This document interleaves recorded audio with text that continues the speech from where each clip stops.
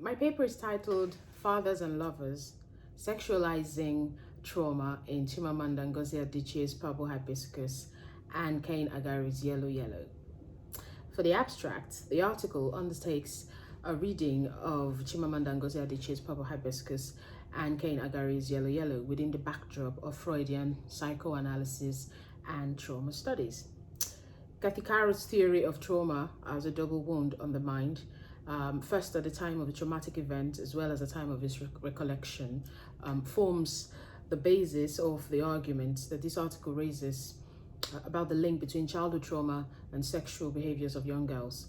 The protagonists in both novels are two similar characters who grapple with traumas associated with the abandonment for which they commit Freudian slips of misplacement of sexual affection on the father figures in their lives.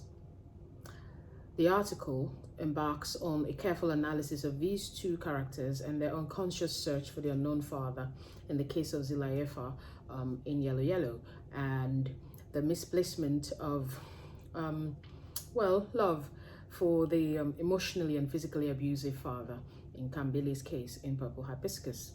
So alongside the older unavailable men in whom they seek love and father figures, these characters are examined in terms of their fatal attraction to these model fathers, as well as their sexual adoration of them, which is presented as offshoots of traumatic childhoods devoid of paternal love.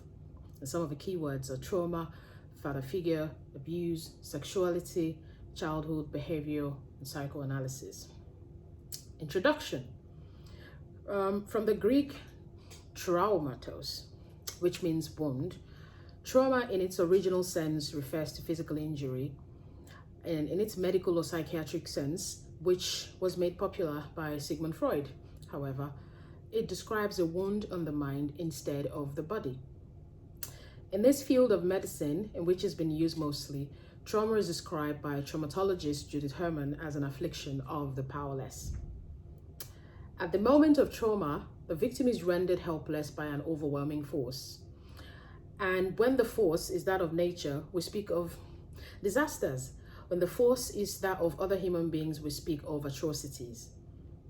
Traumatic events overwhelm the ordinary systems of care that give people a sense of control, connection, and meaning, and then surfaces not as a verbal narrative, but as a symptom that brings to the fore the existence of an unspeakable secret and deflects attention from it.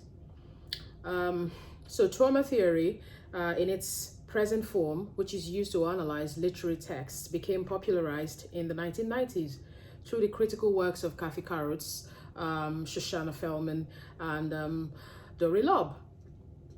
Carroth, whose work is hinged on Freud's beyond the pleasure principle, suggests that trauma is in fact a crying wound. She articulates the double nature of traumatic wounds by referencing Freud's illustration with the case of Tancred and Clorinda from Toccata Tasso's epic Jerusalem Delivered. And I'm going to quote from Carruth. Freud describes a pattern of suffering that is inexplicably persistent in the lives of certain individuals. Perplexed by the terrifyingly literal nightmares of battlefield survivors and the repetitive reenactments of people who have experienced painful events, Freud wonders at the peculiar and sometimes uncanny way in which catastrophic events seem to repeat themselves for those who have passed through them.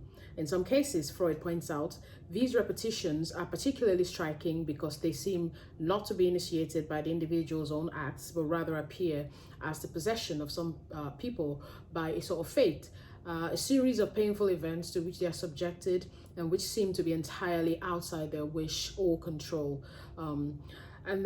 Carrot's argument about the double nature of trauma views Tancred's action as not just the unconscious act of infliction of an injury and its inadvertent and unintended repetition, but the moving and sorrowful voice that cries out a paradoxical release through the wound unconsciously kills his beloved Clorinda when she was disguised in the armor of an enemy knight.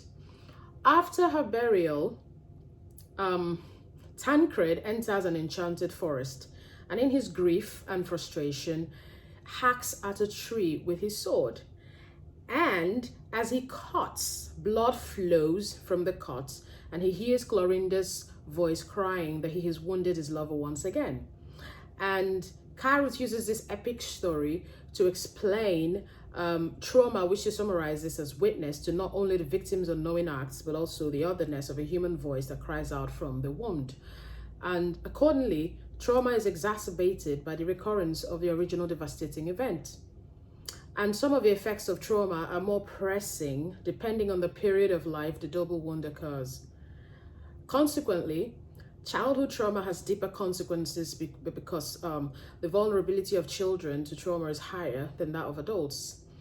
Elizabeth Waits found that the destructive symptoms of post-traumatic stress in children can have a significant impact, not only on developing competencies, but also on character development. This shows that childhood victims of trauma can develop a scapegoat identity or incorporate self-punitive behavior into their self-concept. My reading of Purple Hibiscus and Yellow Yellow takes into account the identity-altering effect of trauma, especially on the young. I approach the texts as not only trauma novels, but also as part of the new Nigerian literary Bildungsroman, which often presents a reflection of the society. The protagonists in both of my selected novels are examined as traumatized individuals within a larger flawed community. In the words of Jane Bryce, recent novels by Nigerian women are predominantly realist. And the social preoccupations of Adichie and Agari's works make them ideal examples of textual representations of the society at large. And then Purple Hibiscus has been studied as a story about growth and transition from childhood and silence to self-discovery and assertion. It is a close look at young woman's grapple for freedom in the stifling environment created by an abusive religious fanatic father. Kambili's father, Eugene, runs his home with a stern hand precipitated by his own traumatic childhood, being raised by an abusive white priest whose ideals and values turn Eugene into a cold adult. He is a type of father from whom his children must break free to survive in the world, and a husband whose wife resorts to the darkest evil possible in order to release herself and her children from the bondage of her marriage without incurring society's displeasure.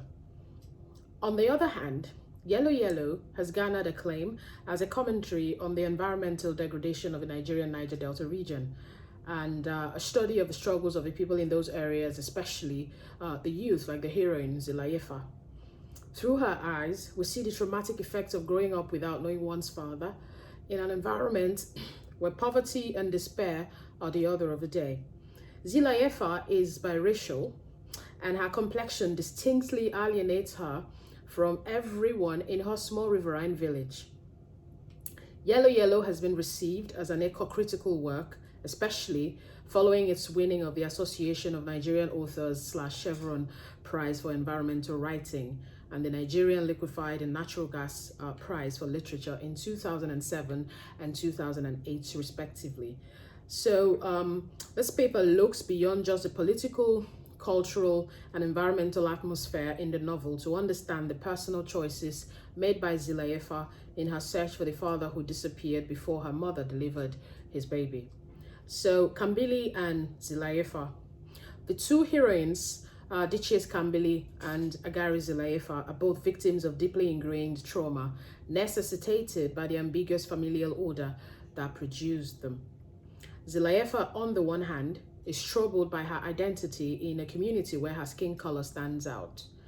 She is in search of her father, Plato Papadopoulos, a Greek sailor who has absolutely no clue that his brief romp with an 18-year-old girl in Port Harcourt had resulted in a child. Kambili, on the other hand, is in search of a fatherhood ideal that she knows is possible and distinct from the father in whose loveless home she grows. These two young girls strive to survive the effects of one trauma or wound while inadvertently falling into another. The double wound, as Kathy Caruth puts it. Their stories become a telling of the unbearable nature of an event and the story of the unbearable nature of its survival. This is me quoting Caruth. Adichie's Purple Hibiscus is viewed through the eyes of the young and naive Kambili, whose narration of the story captures the different stages of her development. From her opening lines, one can easily tell a lot about her. Things started to fall apart at home when my brother Jaja did not go to communion and Papa flung his heavy missile across the room. This is from page 1 of Purple Hibiscus. The novel follows her physical and psychological development as she embarks on a journey of self-definition to break out of the joyless world created by her fundamentalist father, who, according to Ogaga Okuyade, builds a world that lacks ventilation. And this world threatens to suffocate Kambili. Eugene's fanatic allegiance to Catholicism affects even his own father, to whom his children are never to go because the latter is described as a pagan by virtue of his affiliation to the African traditional beliefs. Eugene's expectations of his family are unrealistic, and he insists on his own way, thereby caging in their emotions with too many restrictions. Kambili says of their living arrangement, although our spacious dining room gave way to an even wider living room, I felt suffocated. She is, by virtue of her parentage, already flawed. Scarred beyond the physical bruises she sustains in the name of discipline, and this alienation from a father's love is like not having a father. Like Agari Zilayefa, who flippantly tells of a fate she sounds like she's long come to accept. Yellow, yellow. That is what most people in my village called me because of my complexion, the product of a Greek father and an Ijo mother. My father was a sailor whose ship had docked briefly in Nigeria about 1 year before I was born. There was no message. He was just gone, leaving behind his planted seed in my mother's belly. Page 7 of Agari's Yellow Yellow. Zilayefa's rendering of her history is similar to Kambili's, except that the latter gives the initial impression that she's comfortable with her situation and that her only regret is her mother's suffering to raise her alone with only a piece of land despoiled by oil spillage to farm on. But her innermost yearning for her father is evident in her restlessness and constant plot to leave her small village for Port Harcourt, where there's a chance to meet other white men, if not her own father. Her deep longing to fill this void, the empty gaping hole left by her Greek father, draws her to a higher power, the ultimate father to whom she releases her fate in her search. Thus, I quietly begged God to include an escape plan from the village for me. Ignatius Chukwuma notes that at this point, God has now become the distant father figure, the one who has taken the position of her absent physical father. And it takes a second wound, however, to rouse Zilayefa and Kambili to the consciousness that they have been missing the love of a father. Kambili's awakening happened as a result of her contact with a gregarious priest, Father Amadi. From the very onset, it's easy to observe her feelings towards him as being physical, despite her refuge in his fatherly nature, which is a far cry from her own father's stifling presence. Her feelings are obvious in her reaction to him. The second time he visits Auntie Former's apartment, and the day he comes to pick her up for the soccer game. She notices with adoration on the first instance the way his hair lay in wavy curls on his head, like the ripples in a stream. And by the next time, she's already reacting like a grown woman with growing needs. She takes lustful notice and admits that his shorts seemed longer the last time I saw him in them, well past his knees, but now they climbed up to expose a muscular thigh sprinkled with dark hair. The space between us was too small, too tight. I was always a penitent when I was close to a priest at confession. But it was hard to feel penitent now. I could not focus on my sins, could not think of anything except how near he was. This is from page 182 of Purple Hibiscus. So Kambili wears her feelings for the priest on her sleeves. She wants him to heal her from the emotional and physical pain inflicted by her father, Eugene, and transforms him into the father she's always wanted, the type of father for whose validation she's willing to join the volleyball group on the second day of school, in spite of the whispers and ridiculing laughter from her fellow students. After her father's last beating, she owes her recovery mostly to the priest, who now understands the young girl's obsession with him and indulges her. At the hospital, after her injuries, even though she felt like life was slipping out of me, slipping away, I wanted to keep my eyes open, wanted to see Father Amadi, to smell his cologne, to hear his voice.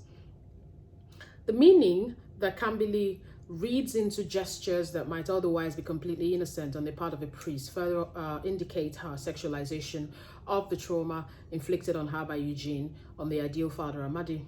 She struggles through sexual tension that grips her, and then after he picks her up from the market where she's gone to braid her hair, Father Amadi ran his hand over the loosening braids in gentle, smoothing motions. He was looking right into my eyes. He was too close. His touch was so light I wanted to push my head, my belly, so he could feel the warmth that coursed through me.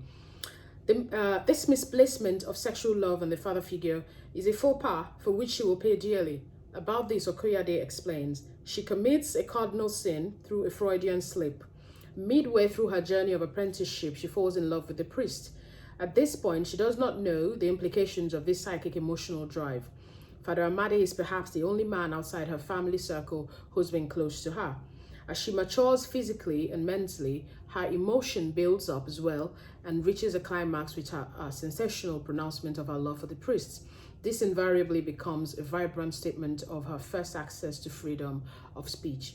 Kambili's loss is repeated when the priest decides to leave the country for obvious reasons, much like what Zilayefa experiences when Sergio, a white older man she falls in love with, fails to show up for a scheduled visit to her house. At first, her search for the father she did not meet does not occur to her. In fact, she confesses that, I cannot say that I ever really longed for my father. In fact, I barely thought of him at all.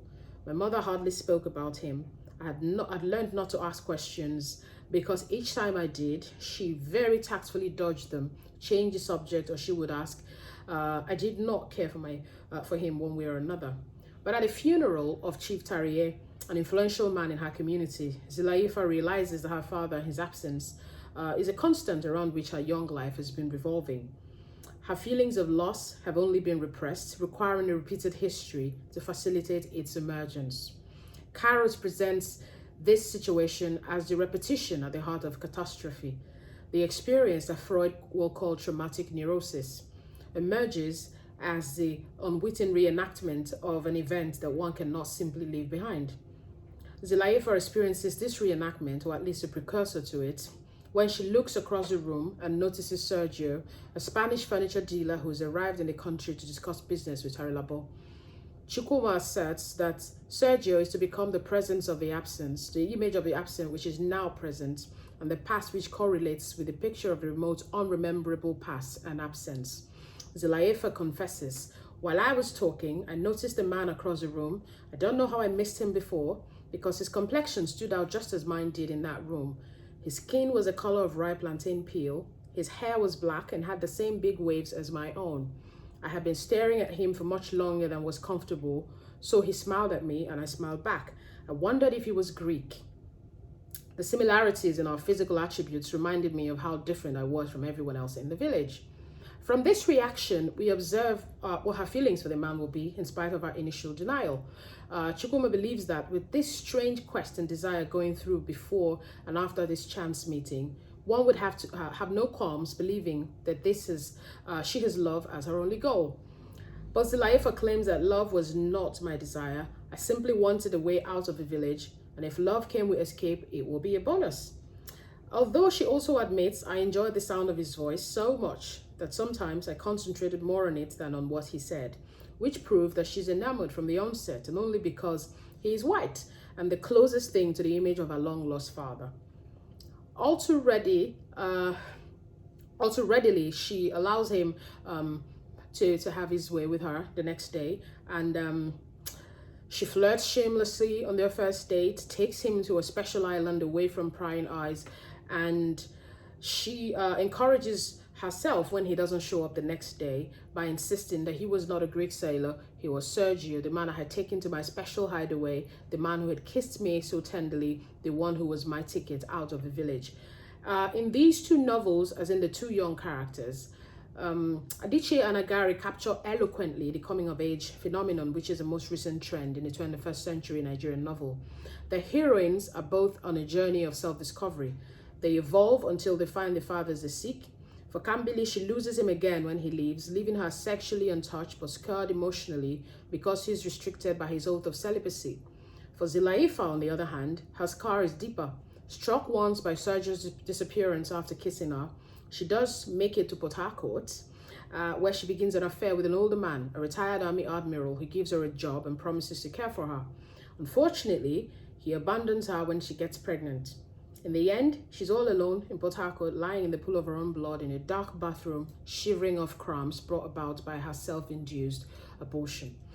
It is at this her lowest point that it becomes inevitable to wonder if the man who has subjected her to such shame and misery is the same one about whom she has gushed on her first night with him. Admiral was a very handsome man, tall with no pot belly and a charming smile that made his eyes shine. If I had the luxury of a creation of a dream father, he would definitely have come out looking like Admiral. Yet he initiates her into the art of giving and receiving bodily pleasures, and she attests to the pleasure she receives from him by confessing, "I felt a deep sense of longing for him, not because of the comfort hinted at, which was money, but because I was hoping that the relationship would give me a taste of close paternal affection that I had never had." This makes the extent of her damage clear. For even comparing her sexual encounter to an old man to paternal affection, we see clearly the degree to which her desperate need for a father can drive her bad decisions, similar to Kambili's aspiration to have her feelings for the priest requited. Both girls exhibit identical traits in their choice of older father figures on whom to direct their sexual fantasies in order to fuel their perceived notion of the paternal love that has hitherto eluded them. An explanation is gleaned from Anne-Marie Manet's study. Is experiencing trauma in childhood a predictor for the development of delinquent behavior? Which states that research has identified the link between early childhood trauma and high rates of health-risking sexual behavior in adults. Whereas the objects of Zilayefa's daughter's sexual love are willing accomplices who will abandon her in due course, just like her birth father, Kambili's father Amadi leaves her even after the episode in the car that is the closest he comes to encouraging her physical need of him. She narrates that he leaned over the gear and pressed his face to mine. I wanted our lips to meet and hold, but he moved his face away. He saved her from this error in judgment that would have spelled doom for his career and her innocence, and she may have ended up in Zilayefa's condition, not only deserted, but pregnant and at the brink of her life. And for some reason, this might have something to do with spirituality. Well, the paper argues that the juxtaposition of fathers and lovers in the two texts is a direct result of the traumatic experiences faced by each of the lead characters. From the perspective of Adebayo Jimoh, proximity to a violent event has also been said to relate to the severity of traumatic symptoms. For Zilayefa, this is exemplified in the emptiness created by an absent father in a violent and degraded environment where a father's protection and love would have proved indispensable. While Kambili's event is the years she spends growing up in her father's abusive house, grappling with his abuse. They both grow up in the end while the repressed trauma lays in the dark, biding its time to manifest at the slightest provocation until it is faced and conquered. Thank you.